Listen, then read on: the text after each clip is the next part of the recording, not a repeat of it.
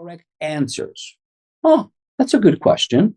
So the question is, what's the best way to review my correct answers? And that could be for your QBank, that can be for your NBMEs. So that's a question I get a lot, you know. So see see if that actually happens, you know. I mean, see if that's a question for you. And then I'm going to look at a couple chats that are coming in. So how do you correct? How do you review and correct? That's a wonderful question. Everyone usually has. Think about what the incorrects are. If I do a question, I get it wrong. Okay. I say to myself, all right, well, what happened? Was it, I didn't know the info? Like I really was I was out of left field. I thought it was this and it was that.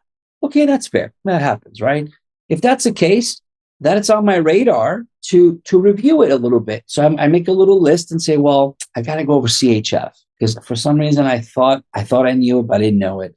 Or pericarditis or physical exam for pneumonia, right? Consolidation. I wasn't aware that tactile fremitus meant this. I wasn't aware when they said egophony what that meant. So that's a content thing, right? If it was, I got it wrong because I misread. I read too fast. I second guessed. I overthought. I changed right to wrong. The test taking skills, I usually take a few moments and figure out, okay, I read the scenario, seeing the patient, and I think to myself, why did I choose C if the answer is B? I just got to figure out why I got what made me think this. The majority of you don't do that. That's why the majority of doctors, they do UWorld, AMBOSS once, twice, thrice, and they go, wow, my scores are going high. Yeah, guys, you see the same cases. Oh, no, I don't remember them. Yeah, but you don't realize it, but the mind reacts. That's why if you don't take time to correct, to check the incorrects and review them properly, listen to this, ready? I have about 10 students last week. They all reached out. They go, man, I did the QBank once. And I realize as I'm doing my incorrects again, I'm getting the same stupid questions wrong. You know why they're getting them wrong? Think about it. If you're doing incorrects again, which is understandable, you could do that in your AMBOSS, UWorld, you could literally check, you could just check the selection incorrects and do them again. Your mind is reading the scenario and you're making the same connections like you did last time. You're like, well, man, why am I getting the same question wrong? It's because you didn't make that extra effort to stop and say, okay, I thought this and this and this presents to be this condition. With this condition, I thought this was the adverse effect or whatever the medication was. In reality, it was not. So if you don't actively take time to review your incorrects and figure out why you got them wrong, when you go do the incorrects again, or that question pops up when you reset your bank again, statistically 80% of the time you get the same questions wrong again. So please, this question is very important. You need to take time to review your incorrects. Now, a lot of you say, hey, Stav, I do a block of 40. It takes me a couple hours. Okay, that's fair. I mean, a block of 40 can take you a couple of hours. I tell you guys, the blocks that I give you on the online community should take you a long time. I mean, a couple hours at least. But that's because you're learning the scenarios. You're learning why this is right and this is wrong. As you proceed forward with your studying and you finish all the organ systems, guys, you shouldn't be spending hours on a block of 40. You should spend time on the incorrect, see why you're getting them wrong, and say, all right, well, is it content or test taking? Boom. And if it's content, don't spend hours on it. Say, how can I learn this in 5 minutes or less? I have thousands of things to do. I have thousands of things to cover, from Immuno to micro to biochem to all the organ systems to behavioral science and everything, epi and biostats and medical ethics. I don't have all day. I had all day back then when I was doing renal. Now I'm like, crap, I got nephrotic wrong. Why? Oh, I keep making the same mistake. If that's happening to you, if you're saying that, I keep making the same mistake, that's because you're not putting that extra push to say, I need to figure out which ones are nephritic and which ones are nephrotic. You have to know it. Either you memorize it, you pick the stupid list and say, I will know all the nephritics, and the nephrotics will be by default. If you don't, you're going to get those points wrong, which you shouldn't, because you're going to get other questions wrong, which you probably should, because they're stupid questions. So take your time with incorrects. Always ask yourself, why did I get it wrong? And you see what the problem is.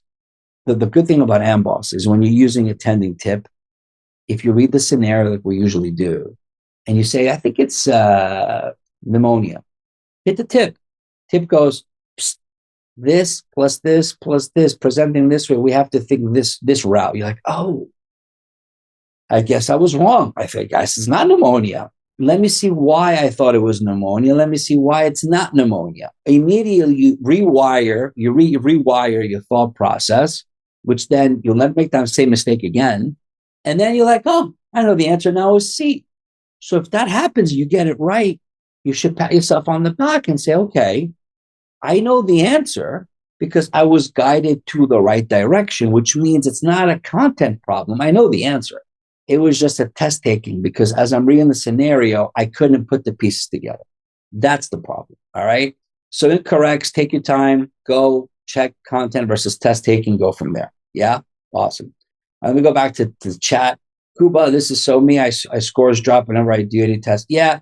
It happens. So Kuba says, let's say some people are driving when we have these sessions. So I'll reread it.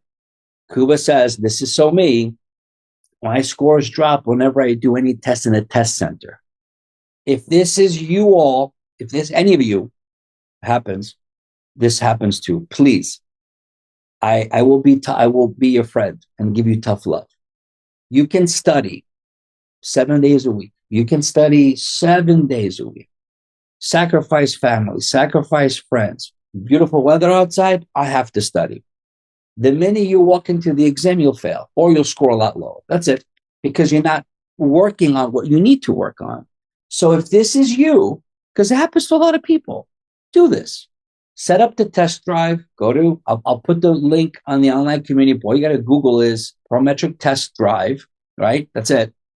And then start leaving your home, leaving your apartment where you're comfortable in, and go not to a coffee place. Please don't.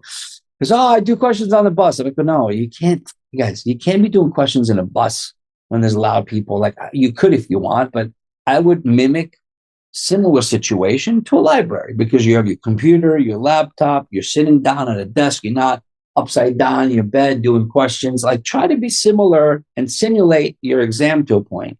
So from home, go to the library, go to the test center, do a couple of test blocks, right? Test drives. Good. All right, let's see a few more questions here. Erica, so self-assessment, URL self-assessment 1 and 2. So she goes, so self-assessment, URL self-assessment 1 and 2, free 120, on and off, AMBOSS, QBank. Yes, this is all I would do.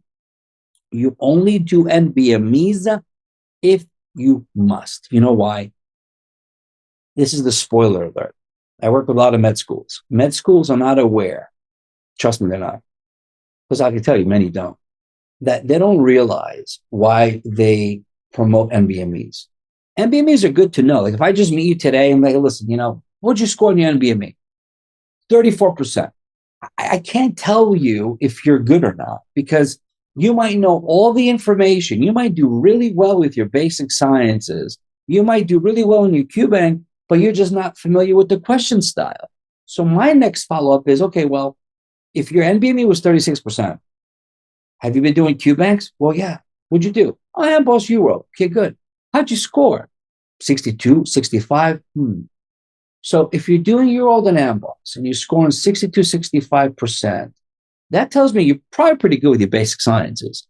That then helps me conclude that and confirm the reason why you're scoring low on the NBMEs is not content, my friend.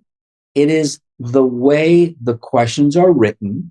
There's no NBME QBank. You realize that? No, it's just a QBank for USMLE style questions. So schools have NBMEs to implement. I mean, NBMEs are by the USMLE organization. And it makes sense. Like if you do well in your NBMEs, it tells me you'll do well on the actual test. But there's a little gap. The gap is no one trains you, I do, but no one really trains you to prep for NBME. They want you to do your UWorld you do the UWorld questions, and then they expect you out of nowhere to be a master of NBME. NBMEs are not easy. That's why if you have problems with NBMEs, let me know. The QBank